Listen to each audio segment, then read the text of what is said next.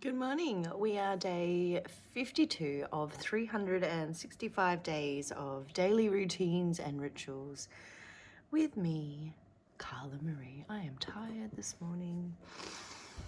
Just waking up. Hey Google, what day is it? It's Saturday, the 21st. 1st of February. It's my boyfriend's birthday today.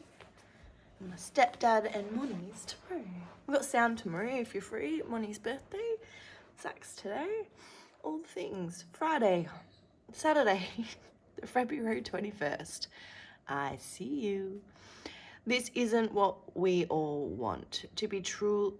We'll start again. Isn't this what we all want? To be truly seen by another. The ability to deeply recognize and get what's alive in someone we love may be the greatest gift that we can give and receive. Being seen is essential to life.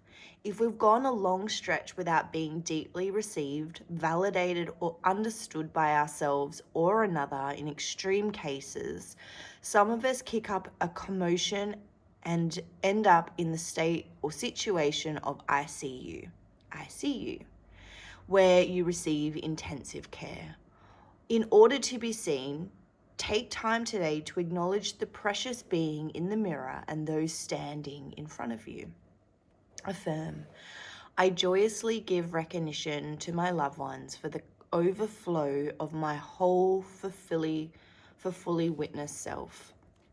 I joyously receive recognition to my loved ones from the overflow of my whole fully witnessed self. I really like that.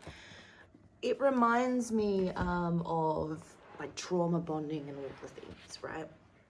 And this is something that I struggled with my own self when I started my journey, was to be validated, to be seen. And a lot of the time we wait to be seen or validated by someone else before we will allow ourselves to move through the pain or the hurt or the discomfort.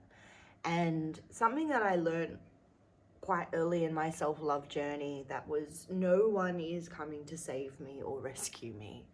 And so waiting for someone to validate what I was moving through actually made it really hard for me to move through it, because I was waiting to talk to someone to move. Now, if you're in that limbo state, what happens is you're going to carry your bad day forward with you, because it's just like a bag. We're dragging along in the dirt until the pile becomes so big that we cannot pull it any further, right?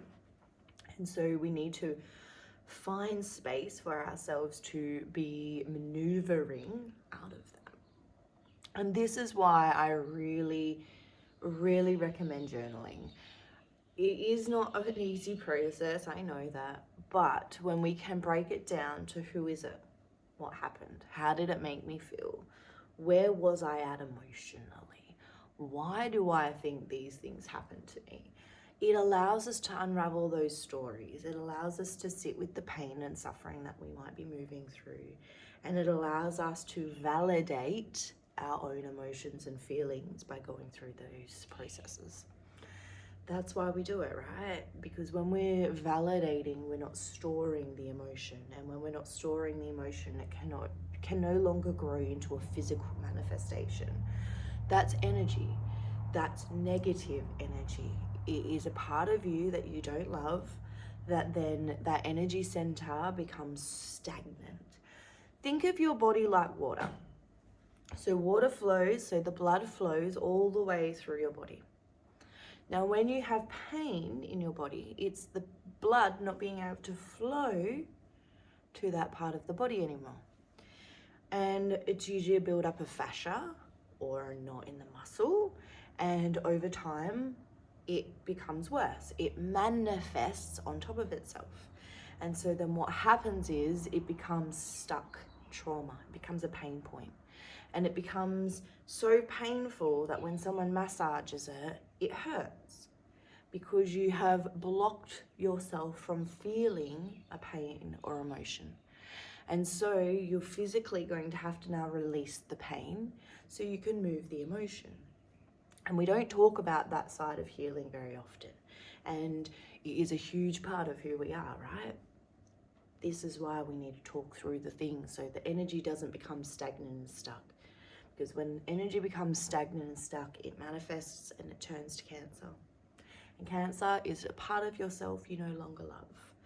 I know this because I have family who have cancer or had cancer. They've now passed from their struggles.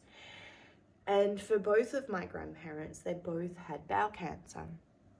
Your stomach, when you look into what that is related to in emotions, is how you digest your feelings. Now, I have two feminine representatives on both sides of my lineage that both have this, which means I have had zero tools to do this. I've had to learn this myself. My parents didn't have the tools, and their parents didn't have the tools, and I'm sure as hell their parents didn't have any tools either. And so Carla Marie, have had to change all of that. I've had to stop overeating because it's a family thing.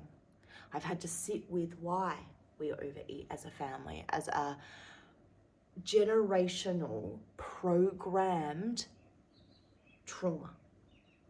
I do it because it's what everyone else before me has done. I didn't know any different. I had to unbreak that. I had to sit with myself and write through, why am I overeating my feelings? Not a fun thing to write, right? But it's needed, it's essential, because if you don't process, you stay there. And none of us want to stay there. No one wants to be there. That's why we call it the victim mentality, or we call it the victim consciousness, or trauma bonding, or whatever other words that they use these days, because there are so many catchy phrases, right? Because we all bloody do it. The reason for this is because none of us have been taught what we need as human beings. And this is what we're going to be learning with the book How to Be the Love You Seek on Tuesday, which I'm really excited about. I wonder if we'll get through the emotional checklist on the first week, but I feel like we'll do that the following week. And it is just the emotional checklist of what you received as a child. I might read just the checklist, and then if that resonates with you, we'd love to have you. Make sure you jump on Skool to be a part of that. What else we got going on? We start the book today. It's a bit exciting. I'm very nervous about it, actually. A bit nervous of what might come up, but I'm trusting the wise, right? I've got a really beautiful group of women by the feel of it. Some I've never met, so I'm pretty excited to go and meet them for the first time today. And then, yes, out tomorrow, drumming Monday, all the things happening here. All right, let's set our intention again, shall we?